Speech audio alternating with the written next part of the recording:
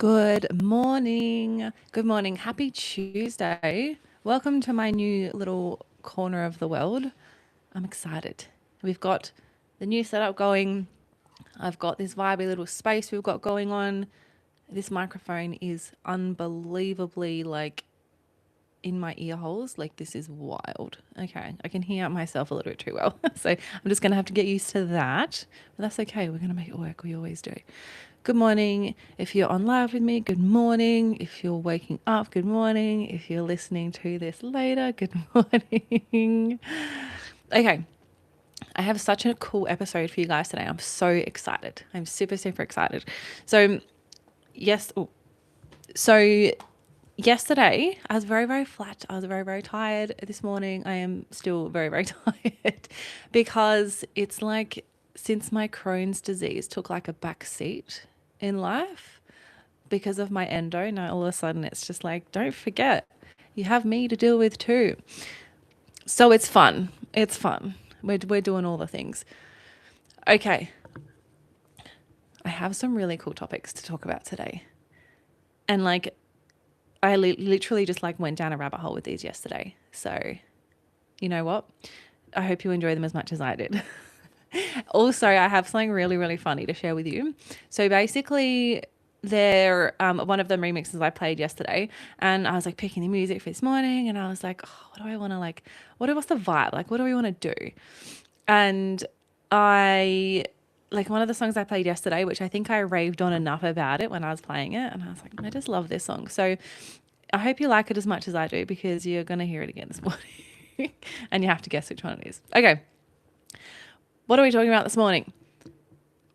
I literally prepared 5 segments for an hour show. It's actually hilarious. But anyway, if whatever I don't talk about today, I'll talk about tomorrow.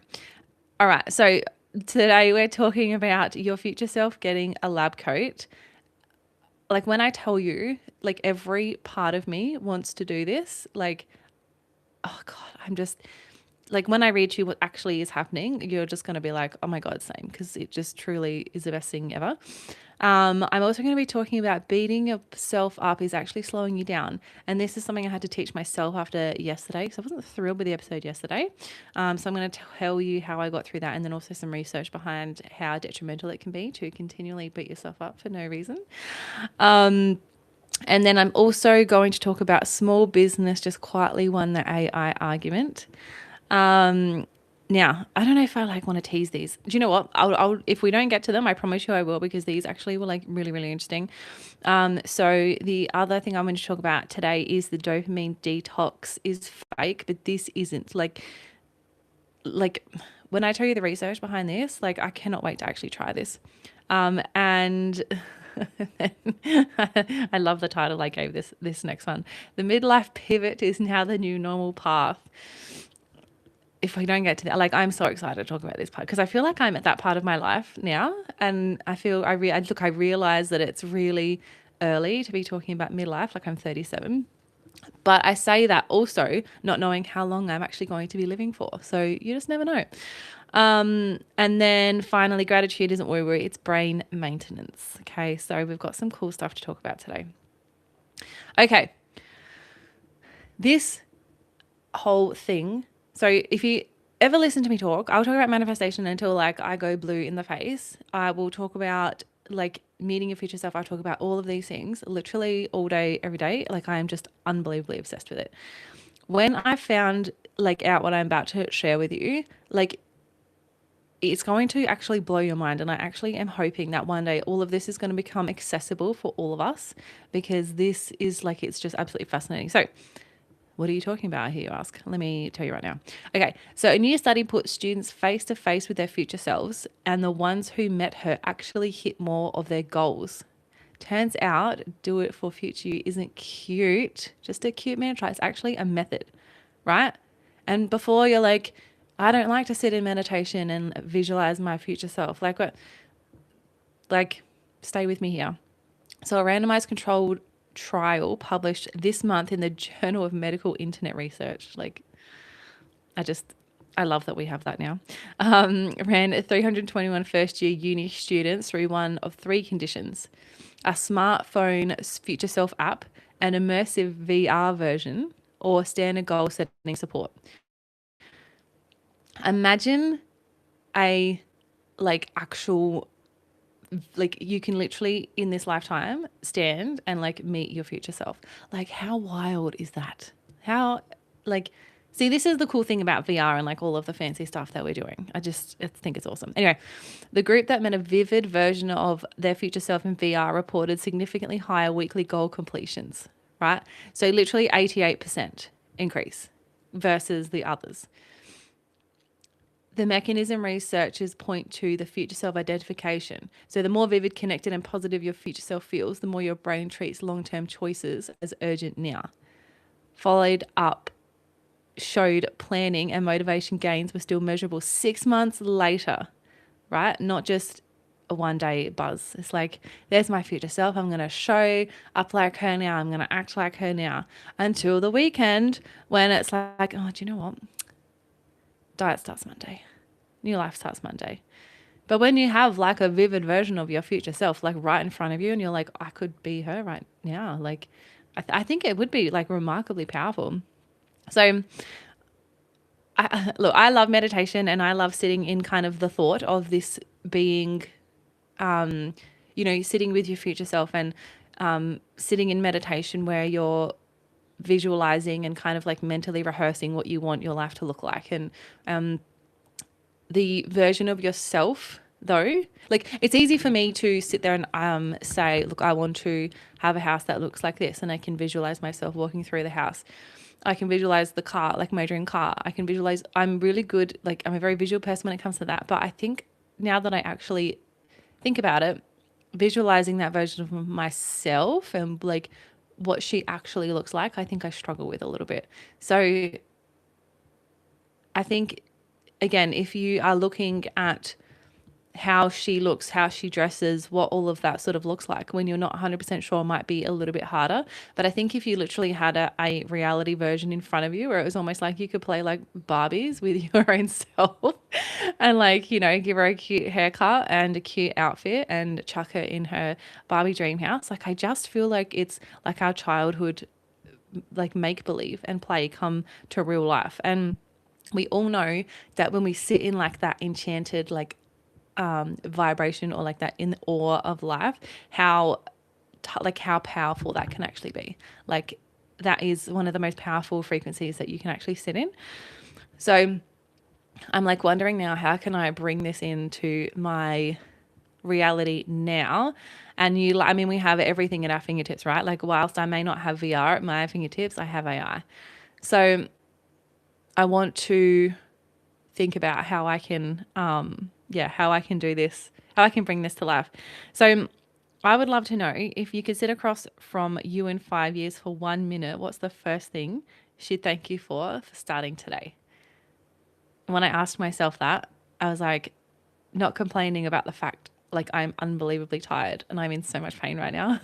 Like I'm just not going to complain about it because, whether me in 5 years' time still is dealing with these issues or not, it's more important that I show up here in a good state. And it's more important that I continue to press on with my life and not let this take over. Okay, so I think I've ticked that box for today. And I also would love to know, what's one goal that feels distant because the future you still feels like a stranger, and how could you make her more real this week? I'm actually going to give you a really good example of what I did just yesterday whilst I was setting up this whole studio. So I did this ages ago and I used ChatGPT to do it. So basically I went, I put like a floor plan of my house and then said, look, this is my office. And then I put like a compass next to it. And I was like, this faces this way, and this way. Because I wanted like the most feng shui version of my like vibey space as possible. Now, I'm really lucky because my office is quite big. I've got, it's actually like I think on the floor plan, it's like a formal dining room or something. Like you could probably use it as like a lounge room. So I have quite a bit of space to play with. So and this probably would have been close to a year ago now since I set this office up. And so I literally asked ChatGPT, I was like, give me the like make this layout of my office. I want a desk and I want like a little couch sitting area and I want this and I want this and I want this, and make it like feng shui. So as super feng shui as possible. So then ChatGPT designed me a layout, but it was like a real 2D one, right? It was like a flat layout of like, do this here and do this here and whatever. So then yesterday when I was moving things around, and yes, I'm very well aware that I shouldn't be moving furniture around, and that's potentially why I'm paying for it severely today, but that's okay. We'll take it easy today. I can already feel my mother rolling her eyes. I use Claude, and I'm sure that this version of ChatGPT could do it as well. So I did the same thing. I put the floor plan of my office into Claude, and then same day I put the compass so that it could tell which like was pointing in which direction. So, and then I said to Claude, build me a 3D render of the most feng shui layout of the office. Like I want a podcast space, and I want my desk space and rada. So anyway, it turns out that I had my desk facing the wrong way the whole time. So I've now moved that around, and then I created the space in this particular like spot in the office, because this is where feng shui is dictating that it is the most beneficial, I guess. Whatever. I'm not going to question it. So anyway, why am I telling you the story? Because I feel like if we can now do that with a room, why can we not do that with our future self and the version of our future self? I feel like you could almost like, and I'm actually going to do this because this is actually such a good idea. Okay. What you could do is you could program a project in Claude where you had, and you could literally even just do like a physical one. So you physically were speaking to her, similar to like my AI boyfriend. I feel like you could do this. So anyway, create a new project in Claude, and then give her like an avatar, but make it like, just put your face on it, and then put like a dream outfit you would love to wear, the body that you desire to have, all the things, so that she is really vividly like you are speaking to her. Chuck in everything you want, like literally chuck your vision board in there, and then tell Claude to give you responses to questions as the version of that person who has all of those things. Okay. That's actually such a good idea, because then that way, if you're ever in doubt, or you're feeling not vibey, like you're just not like, you're not feeling it, it's just like not it, you can literally send like a message like to yourself, and you can, ask your future self how she would act in this situation, or literally ask your future self to tell you something that you need to hear right now, when maybe you're not feeling as motivated, maybe you're not feeling as excited, or however you want to feel right now, or the version, or like, I guess the frequency in which you're going to show up and will be, achieving all of your dreams. I'm going to do that today. I'm going to report back tomorrow on how I have found this, and I will share on my socials as well the version of me that I created with this, because I feel like we have like two ways that we can utilize technology, right? We can utilize it like it's meant to help us, and to be, to utilize and just, I don't know, just take advantage of all the cool shit that you can do now. Or you can fear it and reject it. And I know what I would rather be doing personally. I would much rather be on the side of, I can build my dream life more easily than not with this stuff. So I'm going to try it. I'm going to fill you guys in on how it goes, and I'm going to share. And then, do it with me as well. Because imagine like we're all just like the best versions of ourselves. Like imagine the world. It would just be killer. Also, this again, like I'm going to preface this by like I understand how much I'm generalizing right now, but I also will preface this by saying I know a lot of people in my life that are in this position. But if you are somebody who doesn't want to go and see a psychologist, a a counselor or anybody like that, any stigma attached to doing those things, I feel like, and look, this doesn't replace a trained psychologist, like I understand that, but I just feel like AI is smart enough nowadays to at least give you some baseline tips on something that you can do immediately to pull yourself out of a certain situation. And I've got one, I've got like an EFT tapping script that like ChatGPT created for me, because I literally put my goals into it and I was like, give me, when I'm not feeling like I am aligned with this, like give me the script, like the tapping script for me to EFT tap my way into feeling that way as well.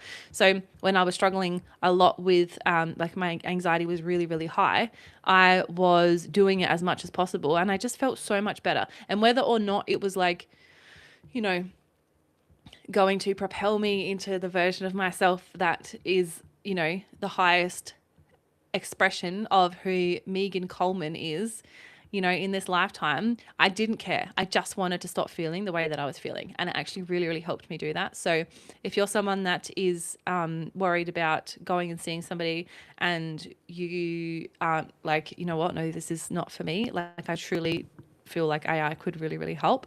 And there is still stigma around it, because I even felt this myself when I went to go and see a pain specialist like, I don't know, 2 weeks ago or something.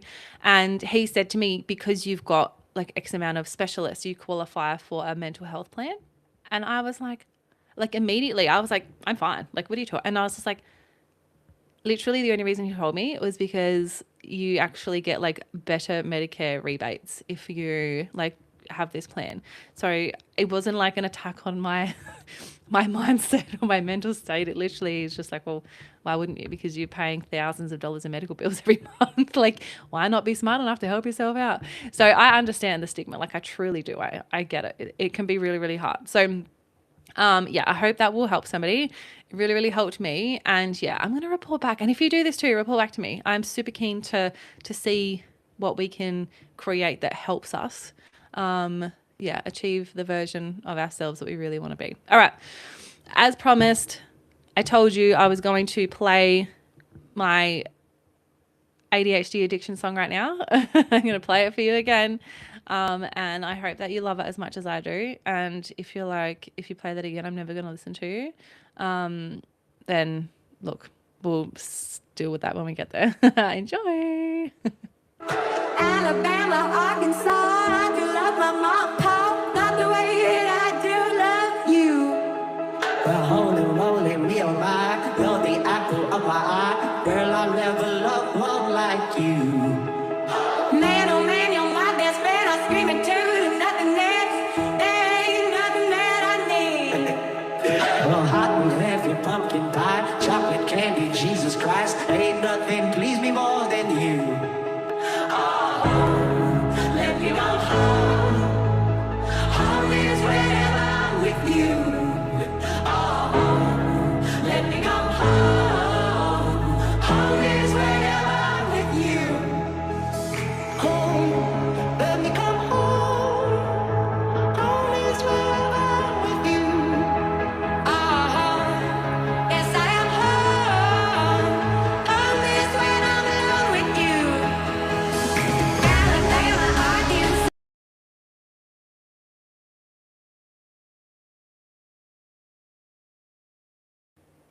It's just beautiful. It's absolutely beautiful. Okay. Let us continue with today's vibey little topics we've got going on. Okay. Beating yourself up is slowing you down.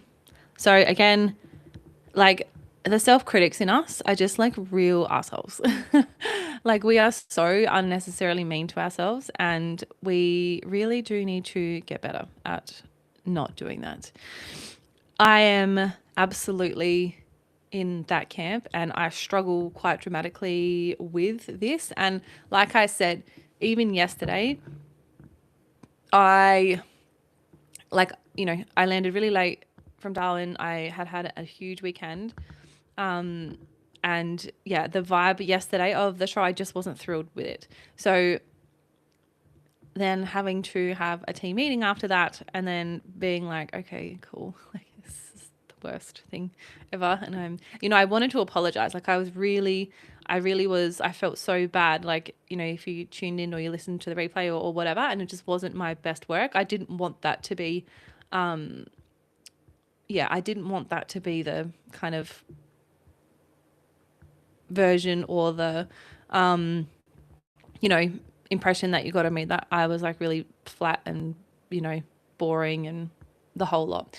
So anyway, I was talking to mum about this after, and she was just like, well, look, it's done now. You got to go back and change it, which is true. And I'm actually really glad that I had some additional content, like from, from the media interviews that I did, that I could then share, because then, obviously we had something else to listen to besides my voice and my basicness. That was me yesterday.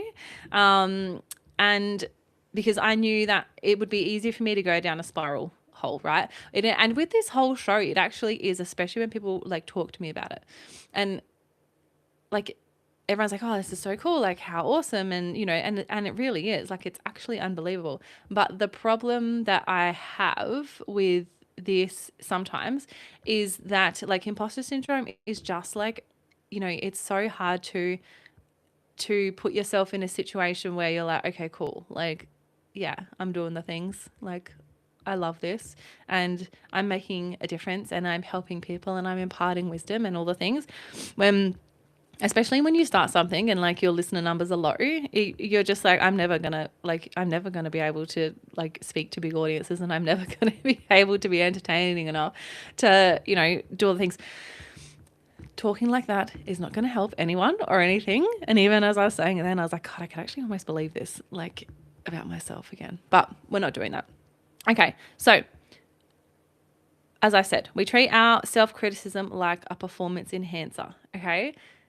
And that comes from, again, like the backwards belief of, or the backwards way of the way that we motivate ourselves and other people. And I know from the difference in my parents alone and the way that I would receive feedback as a kid dictated who I would go to for what. So I'll give you a perfect example. So my mum, right? Literally, I could like punch somebody in the face and she would be like, it's just like the best swing you've ever swung, love. Like the biggest height woman in the whole wide world. Like it wouldn't matter, right? Whereas same deal if you chuck my dad, and this is his upbringing too. So this is not his fault. And I adore my dad. Like, he's the best and he's the most supportive version now. He's a very, very different man now. But back when I was a kid, it was like, if I had to punch somebody in the face, like it just wouldn't have been hard enough. Or it's like, oh, that wasn't, quite it. And it wasn't literally until, this would have been probably a year ago, that I was having a conversation with him because I went to Jared Walsh's Speak Good workshop, and he was basically showing two different people trying to motivate other people, right? So it was like an old school footy coach who was like screaming in these dudes' faces, like to the point where like spit was coming out of his mouth, right? And if I'm looking at that, even when I was watching that, I was like, ooh, Jesus, like it's a bit icky. Don't respond really well to that. And then the second version where it was like, somebody who was like really, really motivating and like really like standing tall and like, bringing people in and coming from a place of like a little bit softer. I mean, I responded a lot better to that. But then when I was telling my dad about it, and he was just like, oh no, I used to love that. He goes, it used to fire me up when my coach used to get in my face. And then I'd go and play a cracker game. And it's just like, my God, like I actually in that moment had so much understanding of my dad and the way in which things that he responded to when I was younger, that I wish he would have responded to in the way that my mum did. But I truly understand him now and see why he did that then, because he was trying to make me feel like he felt in those moments. But because I did not respond well to, feeling like and this is also a real life one. And I've spoken to him like about this before, like, so he probably won't, well, he won't be upset me sharing this. So when I was a kid, I used to play netball, and I actually wasn't too bad a netballer. And I had literally played the game of my life this one time, And it was like crazy because even like the parents of the opposition, like coming up and like telling me how good a job I did. So you can imagine, right? The stance on me, the strut on me as I walked to my dad. And I was just like, you know what? This is it. It's going to be the father's approval that I need. He's going to tell me how good I've done. And then the first thing he said to me is like, oh, well, you missed a few goals there. And, you know, your opposition got the ball there. And I was just like, my little heart was so broken. And I was just like, okay.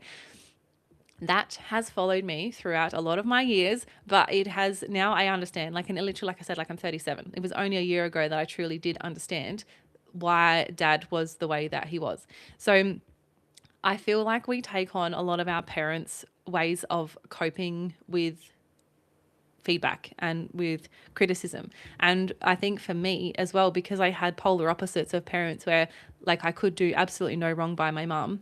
But I felt like with dad, it was like, okay, like let me literally go and cure the world of something and it still might not be good enough. Like it is the craziest limbo to live in.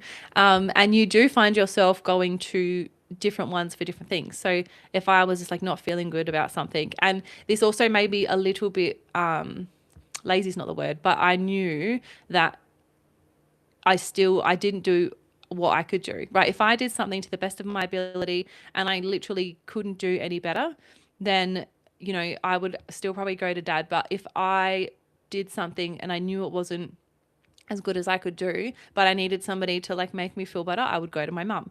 So it's funny that now the way that I give myself feedback and the way that I'm getting better at accepting feedback. This has been a mirror to like shine in on me, like how I accept feedback. I will say that. But I think we go one of two ways, and it depends, I think, on how you're brought up. So you either treat self-criticism like a performance enhancer, right? It's the motivation you need to do better next time. And it's the reflection that, you know I can do better and I expect more of myself and I want it to be quality that I put out there, versus that was the worst thing I've ever done in my life. I can't believe I would do that. Like, why should I bother? Like, why should I keep going? You know, obviously they're very different energies and very different ways of approaching things. But the research, and I love that this is being talked about more, because we're just changing so much as a society. But the research is it actually, the slower you move, is big. Like if you're the harder you are on yourself, the slower you move, which like obviously makes so much sense. Okay. So across studies, self-critics made significantly less progress towards their goal and report procrastinating more often than people who practice self-compassion. Now, self-compassion is a beautiful buzzword that we love to throw out there. And I like to tell myself that I have self-compassion, but I don't know that I'm quite there yet on being as compassionate with myself as I possibly could be. Anyway, we're working on things. So self-compassion is linked to less fear of failure. I mean, self-compassionate people do fail. They're more likely to try again rather than quit, right? It makes sense, obviously. A 2025 study found that self-compassion buffers the drop in self-esteem that that low performers feel after a setback, softening the spiral instead of feeding it. So if you can do that, that is infinitely going to be better for you, like down the track moving forward. And critically, this isn't going quote unquote soft, like I feel like is thrown around a lot at the moment, how soft we've all gotten. But instead, it's prompting self-compassion for a personal weakness actually increase people's motivations to change and try harder, right? So instead of the old belief that the harder you are on yourself or the harder people are on you around you, the more motivated you're going to be. It's actually completely the opposite. And again, I think that teachers in school, and look, I don't have children, so I can't comment what teachers are like these days. I've got friends who are teachers that I love the way that they teach and the way that we are understanding now that the impact we have on children between the ages of 0 and 7, because that's when our little minds are basically formed, that we are really, really mindful of the language we use to children, the way we speak to them, the way that we pick them back up, the way that, like, I'm so mindful of this with all of the kids in my life. It's actually crazy. Like, and I look at people around me, I suppose, and the way that things have, or like all things that say, and And even just in the shop, like literally in the shopping center, like when you see a parent absolutely going like nuts at kids and stuff. And like before I was like, yeah, shut that kid up, how annoying. But now that I have so much more understanding and education around the impact that that can have on kids down the track, especially with all of the NLP work I've done, like it's wild to me to think like, you know what, it is actually more beneficial for that kid to have a tantrum on the floor right now for its own future. Like, yes, it's annoying and I want it to shut up, but like you actually do understand our subconscious mind so much better when you go through things like that. And that's what I love about the way that I can reflect on my childhood now, in that, you know, I understand the way, like the things that I do, or why I do the things that I do more so. Like I completely understand why I will go to my mum for one thing and I'll go to my dad for another thing. And I actually stop myself doing it now because it's like a little bit of a cop out, to be honest, because I know the reaction I'm going to get from both of them. So if I'm seeking a particular, like, you know, a particular answer, my manipulative little self will be like, well, dad will give me that, or mum will give me that. And away I go, right? So I just want to really reiterate this, that all of the studies are showing that the nicer we are to ourselves and the more compassionate we are on ourselves is just the better we're going to do. And it's going to have a flow-on effect, right? Because we learn by experiences. So we can do something once, hate the way that we do it, and then we'll do it differently next time. Or it will actually make us not do it again because we had the experience of last time. So even like as an adult, like I still find this, like you're still always learning new ways of doing things. So I would love for you to ask yourself, whose voice is your inner critic actually using? And would you let them talk to a friend that way? That is the best like gauge of how compassionate you can be to yourself, is always, if I was speaking to a child or a person that I loved dearly, what would I be saying to them right now? And how would I actually approach them? And then if you can treat yourself in that way, like game changer. And what would change this week if you treated one quote unquote failure the way that you treat a friend's, right?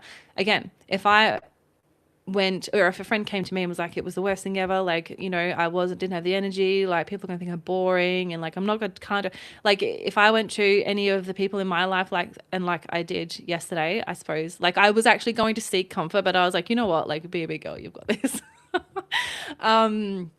So yeah, I think the more you can, and it's all about love. Like I think it comes down to self-love, to be perfectly honest with you. If you can love yourself enough to know that you're not going to be perfect all the time, and that things are going to happen and it's just like life, then, you know, we'll kind of, yeah, we'll all be much happier, I think.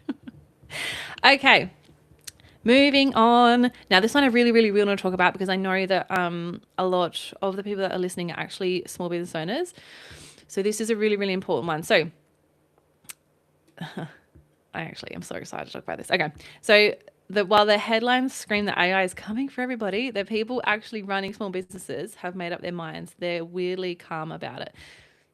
Because when you run a small business, right, and whether it's a side hustle, whether it's your full-time gig or whatever it is, you are one person and you wear 72 hats, okay? You are the operations person, you're the marketing person, you're the CEO, you're the HR, you're the admin, you're everything, right?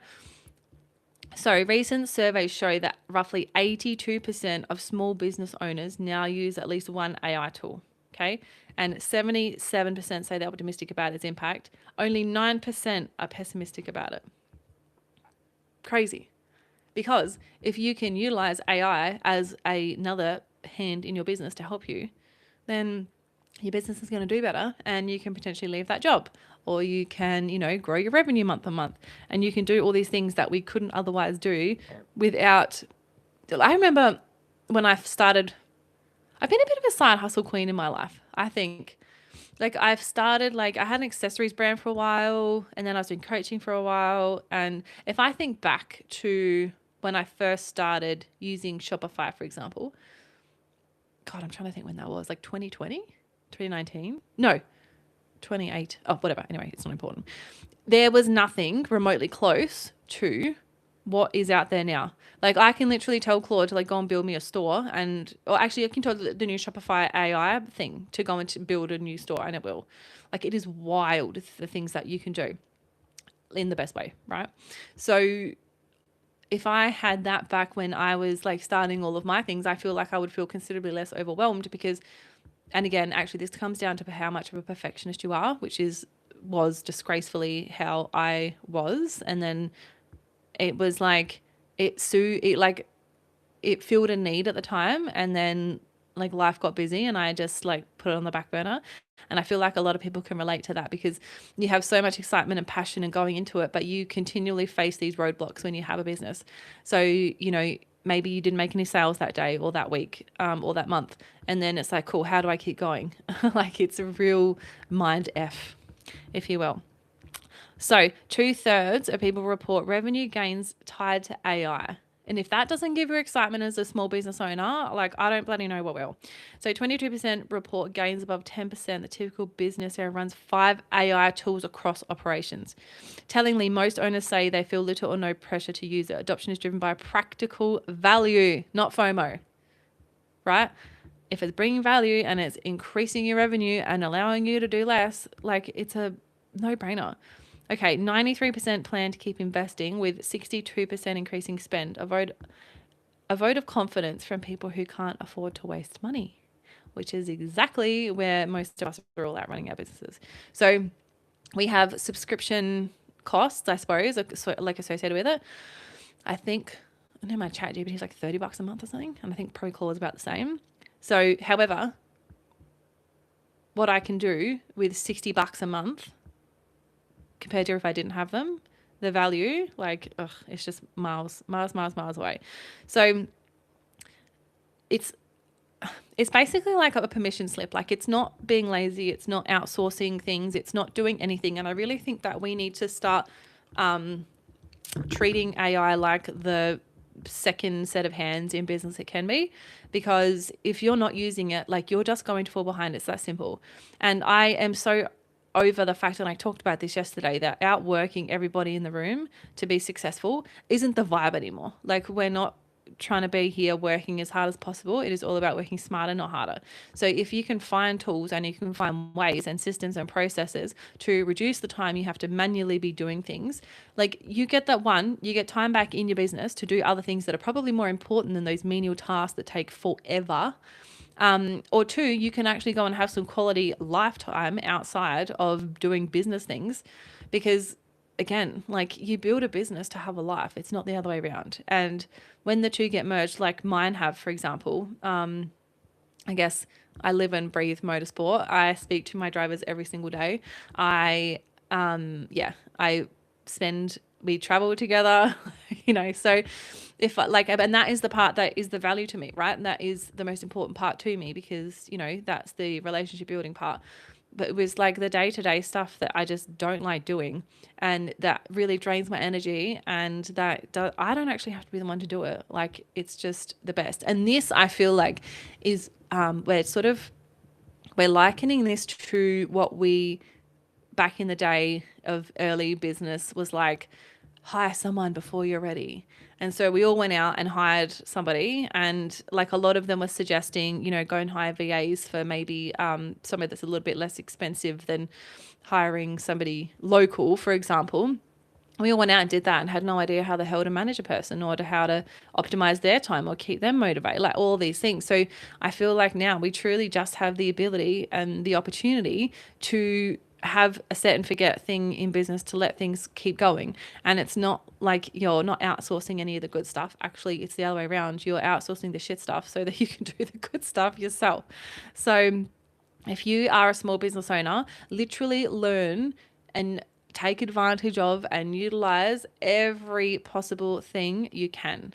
Like every AI, automation, all of the things. And that's literally what I'm trying to do, because I know that with my brain, if I have to stop and do something that I find boring or repetitive or menial, and there is a way for me to outsource that, like I have done, the amount of capacity I get back in my brain alone, like I don't have to sit there and be like, oh, for God's sake, like and it does it. Like I really resent it. And then one of two things will happen.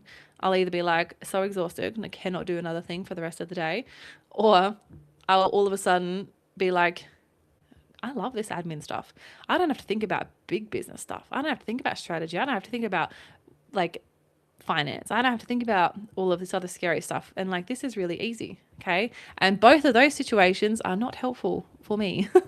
So if I can outsource it to AI and get it done for myself automatically, then it is just easier. And even like putting together show notes, for example, or putting together topic suggestions and things like that. I want to bring some juicy goodness to your ear holes every single morning. Like I want to, see what's happening in the latest of mindset and give you all of these things. And if I had to sit and research all of these in like depth and literally go and find all the studies and all of those, it would take me hours and hours, and it wouldn't be as juicy or as potent, because if I have to research a topic to like the nth degree, I've gotten in my mind what I needed out of it, right? Then I have to go and say it again. And I'm like, people aren't going to find this valuable because I've already consumed the content, right? I've already acknowledged it. I'm like, yeah, cool, that's epic. And I move on. Whereas now, the way that I'm able to pull different things from different trending medias and traditional medias and social medias and all of the things, I can literally talk about things that are relevant, things that are topical, and things that I truly believe are going to make the biggest difference in my listeners' lives. And all not at the sacrifice of myself, and not at the sacrifice of time, and at the sacrifice of not sharing something that actually, someone really needed to hear today, purely because I'd researched the shit out of it and I was already over the topic. I was like, all right, well, this is not like no one's going to find any value from this, right? So do not give yourself a hard time or anything. Like, if you're using AI for certain things, it actually is the smartest thing you can do for your business and for your life in general. Like, I'm not even talking about business, like talking about life. Like when you open Claude literally asks you, how can I, or wait, what does he say? How can I automate? What can I automate for you today? Whatever he says. Okay. Literally be like, what can you automate for me right now? Okay. I even use them for my shopping list because I hate shopping. Okay. I don't know why. I just don't like it. So I can have Claude go into my Woolies app, like my account on Woolies, and do all of my shopping for me. I don't have to do it. And then it's literally just sitting in my car, ordered, done. Like, I had to research yesterday in like all of the places I have to update language in a Shopify app for one of my clients. I tell you right now, if I had to sit there and literally manually pull all these pieces out, like my brain, I would have like tried anything to distract myself, because I find that really boring. Okay, but it's necessary. So instead of having to do it all myself, I literally set Claude onto it, and then I just checked it, and I was like, cool. And literally, I think he missed like one or two things. It was like nothing, but the ability I had to check as opposed to having to do it all myself. And I think the biggest benefit, and probably the thing that we don't speak about the most, is having somebody to bounce ideas off of. And I understand that everyone says that ChatGPT is just a yes man and is just like, will confirm what you're saying, or will, not, I guess, provide additional outsider perspective, because how can it if it doesn't know how to? So train the bloody thing how to. And like, as annoying as it is, like Claude disagrees with me. Well, not disagrees with me, but will ask me additional questions or will dig deeper. And I'm like, oh my God, just like do it, God. Right? So instead of like, just train it to do what you need, because you do it once and then it kind of just goes and rinse and repeat, and then we're done. Okay. Literally, it's the biggest piece of advice I can give to you if you're in business and you want to be able to scale faster, you want to be able to have more time back, you want to be able to have some brain capacity to do things. And if you are working a 9-to-5 job, right? And like I used to be with my business, I would, that's why I get up so early, and I have a couple of hours on the business in the morning. And then as soon as 5:30 hit, mate, I was straight back into it. And it just like, it's exhausting. For a projector like me, it was like a whole, it was a whole thing. So literally use it. And I will continue to share things that I have found and tips that I have, or I guess hacks that I've come across, because I'm the most curious person in the whole wide world when it comes to how can I make life easier for myself so I can go and do the things that I love to do. Okay, I'm excited that we got to this topic. The dopamine detox is fake, but this isn't. Okay. I wish I read this like 5 years ago. Anyway, We're here now. You cannot reset your dopamine by giving up fun for a weekend. Okay. People think that by resetting dopamine receptors, it just means we have less fun for like a week and then we'll be more susceptible to like fun shit down the track. At least that's what I thought. Okay. So it's not how the brain works, but there is a much less glamorous version of the trend that science actually backs. Okay. So it's going to be boring. It's going to be basic, but I reckon if I give this a crack, it's going to really, really help. All right. So your brain makes dopamine constantly. You need it to move, sleep, and feel motivated. Okay. So a detox weekend doesn't lower it or reset it. Okay. What actually works is stimulus control. So removing the triggers behind a compulsive habit rather than white knuckling willpower. Okay. Which I love the sound of.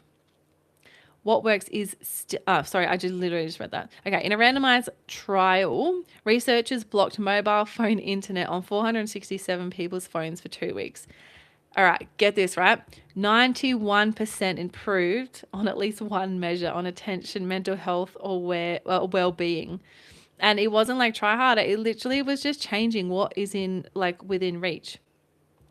And I love this because it literally kills the guilt narrative, right? You're not weak because you're glued to the app and like your thumb is like doing the things. It's like the way that we're wiring our brain now. And the fix isn't a dramatic detox and I've got to delete all my social media and like start all over again. It's, which we know if it's too dramatic and we don't enjoy it and it feels icky, like we probably won't continue to do it because it's too hard, right? One app deleted off the home screen, notifications off for the morning block. Like, don't reset your dopamine, reset your environment. Like, make it less, make it less triggers to bring on those dopamine levels. So I'll give you a good example of this. I have done this for years and years and years now. Every month, I actually switch around where my apps are, and definitely my social media apps because. Oh, I also have all notifications off, like the little bubbles that tell you how many notifications you've got. I always have them off because I know if I open my phone to do something and I see I've got a notification about something, I'm not going to ignore that and continue with what I opened my phone to do. I'm going to check that notification. And then while I'm checking that notification, I'm going to be like, oh, this video is funny. And then next minute, half hour's gone past and I cannot for the life of me remember what the hell I picked my phone up for in the first place. All right. So this was like a golden hack for me doing that because I didn't go in and want to check those notifications because wasn't notified about them. Surprise, surprise. So I wasn't like actively seeking that. I was opening my phone to do something else. So also all of like the different focus modes we've got on iPhones now in particular, I use them. So if you ever text and message me and you're a like an iOS user, you will see that 90% of my life I am on notifications are silent. Okay, because I know again, if I get a text, I will check it immediately, and I love me a zero notification life. Right? I like to clear out all the things before I go to bed. Even before I jump on here each morning, I will make sure that my notifications are on nothing so that I can come in here, you get my full undivided attention, and I don't have to worry about like, what about that email? Like, oh God, I want, like I just drive myself crazy sometimes. Love you, brain. So I want to try this. And I just have to like think about how I can do it. And obviously, and this is not making as like an excuse. This is just like me thinking about the practicalities of how I do this. Because obviously I use social media for my job and even to promote this podcast and all the things. So I also need to find topical content to talk about each day. So I do need to have a bit of a scroll to kind of work out what that might be and the best topics to bring to you guys every day. So I need to sort of balance that with, jumping on and having a good old scroll, even like, and I do this too. So please don't think I'm throwing shade at anybody who does this, but we do it with deaths. And, when I lost my Louis Gregory, I put a post up on Facebook and like, I wonder what I was seeking. Like, was I seeking for people to be like, oh my God, I'm so sorry. Because Louis never going to see that. He's never going to miraculously jump on social media and be like, oh, look, mum put up a post about how much she misses me. I don't feel more connected to him by posting that. I think if I'm really honest with myself, I think I just liked the people being like, oh my God, poor her. Like, oh my God, like, are you, and whether I just needed people to reach out to me or whether I just need people's sympathy or whatever that was. And I'm not being mean to myself in kind of acknowledging this. I find it fascinating because even in like death notices and things like that, it's like we put these things on social media that the person that we're talking about, they're never going to see it. Like, you know, they're never like, and it was the same with Prada. Like, I guess, I guess with Prada, when I lost her, she was a bit different because like everybody who was anywhere near Prada or had ever had experiences with her had a story to tell about her. So when I posted it, like, yes, I probably was looking for like, oh my God, she's probably absolutely devastated because she's lost her soul child. But at the same time, I absolutely loved when people commenting and saying like, oh yeah, I used to do that and all these sorts of things. So it actually was a beautiful way to give me peace and a lot of happiness. And yeah, know that like I just had the best dog in the world. Like I'm actually getting emotional talking about it now. So let's change the topic. But yeah, I find it interesting to understand from myself what the intention behind me posting. Like even like I posted from Darwin on the weekend, and you always find like the best photos from it, and then we pop it up on social media with a cute little caption, and then we say, whatever, and then I will continually check and see like who's liked it and who's commented on it, and I know in my head that I put up the best kind of representation of what that event was, because we got some really, really cute photos and we had some good results and the whole lot. So I think that even reducing the amount that or like understanding the intention behind when you do post, especially on personal pages as well, I think is just something to kind of keep in mind because again, if you need a bit of a self-esteem booster and somebody to tell you that, the dress is beautiful or you look stunning or like, oh my God, look at your new hair. Because I did this when I changed my hair color too. Okay. And I like to call myself out for doing stuff, and this is like literally hitting me right now. But what was the intention behind sharing it? Did I want everyone to be like, oh my God, I love the color. Like, oh my God, I love, and it's a good ego booster. Like it makes you feel good when people tell you that you look nice or that your hair's nice or that whatever.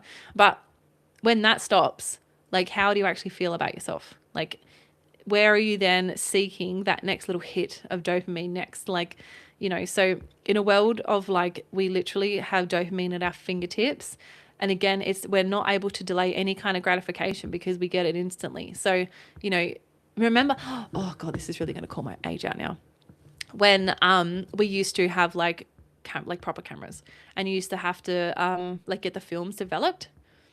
It was like the biggest weight. And actually some of like before digital cameras, you didn't even know how the shot turned out. The shot could have been horrible. Like, so you build like all of this up and you have to wait, like a week or whatever it took for photos to be developed. And then you had no idea, especially without digital cameras, what the shot even looked like. And then you get it back and then either it's the best thing ever or it sucked or like whatever. It didn't turn out how we thought, but we just didn't have back then the ability to take 72 different angles of shots and then, pick the best one of 15 bursts to make ourselves feel better. And even when I take photos of people, for them, I literally like my fingers on the camera button. It's like, take, click, click, click, take. I want to get all the best shots. And yeah, it's just wild to me because I think like I want them to have the best shot of all of that. But again, the more we do that, I think the more we're hunting for that validation, and the more that we're sort of like, yeah, just instead of accepting being in the moment and how cool it is, I know that I am like, oh, I don't like how I look in that photo. Like, oh no, I can see my cellulite. Oh no, my ass looks massive. And actually I had literally this experience on the weekend because again, I walk up and down pit lane. I am surrounded by TV cameras, and typically I will try and avoid them because I don't like it. Because I can't control the angle at which these photos are being taken or which, the video is happening. But sometimes it's just unavoidable. And I had I had this exact instance on the weekend, and one of my drivers sent me a video of like a video, he was watching KO, yeah, so he had the video and then he was like, oh, there's Megs. And so he filmed me walking behind Brianna. She's a pit lane reporter for Super 2. And I was walking and literally the first thing I could think of was like, oh, my ass is so massive.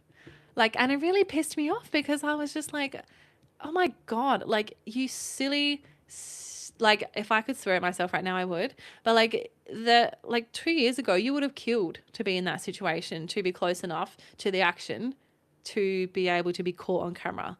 Like, who cares? I just worry about the dumbest stuff. So anyway, I just think that if we could kind of go back to the place where we didn't get that instant gratification and we had to do a little bit more delayed gratification, I just feel like, we may be a teeny bit happier because, we have all of these things at our fingertips now, and there's literally not a thing you can't do. And I have crapped on about that all morning, talking about how best to utilize AI for, what you want to do with your life and to give yourself time back.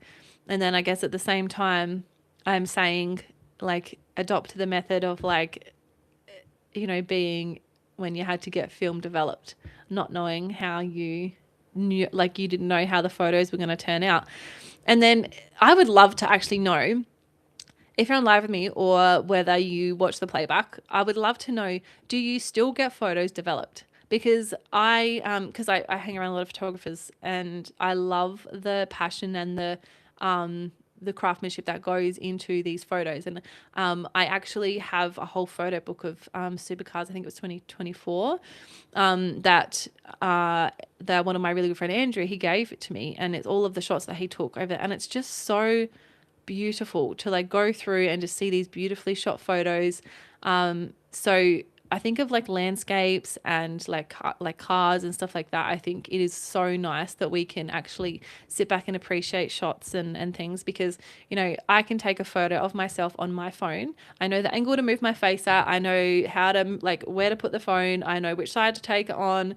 And I've literally like standing around until I will move until like I get the shot. And I love that we're in a society now that actually very few people judge you for that, because it's like, you can take photos of yourself and then you're like, you know what, I look kind of cute in that photo. I'm like, I love that. And I think that is really something that our nervous systems need to hear, that we think that we look cute. Okay. If there is like a photo put up of a girl who's feeling herself, I absolutely love it. Like I love, love, love to see people taking photos themselves in a cute fit, because I think that there's not enough of like looking in the mirror and just being like, I look really cute today. So I'm all for that, but I just feel like having those physical photos. And if you think about like Facebook or Instagram, like when you're sharing content, like the way that we used to do it is you would have a photo album and you would put them all in there, and then you like your captions would be like that little space next to the photo where you would write like, me with such and such in, this year.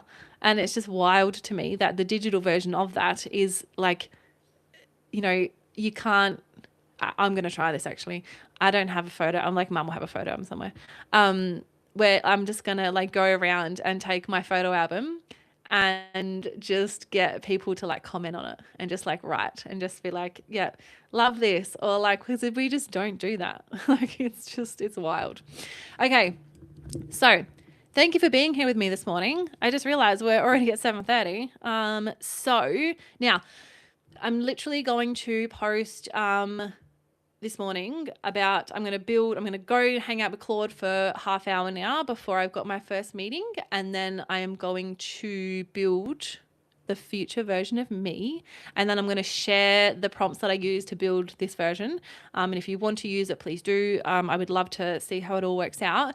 But yeah, I really feel like the more we connect with that future version of ourselves, the easier it's going to be to manifest our dreams. So, we could almost actually vision board. Do you know what? I'm just not going to shut up if I don't stop now. So thank you for being here with me. If you've been here with me live, good morning, Jem. Good morning, Mum.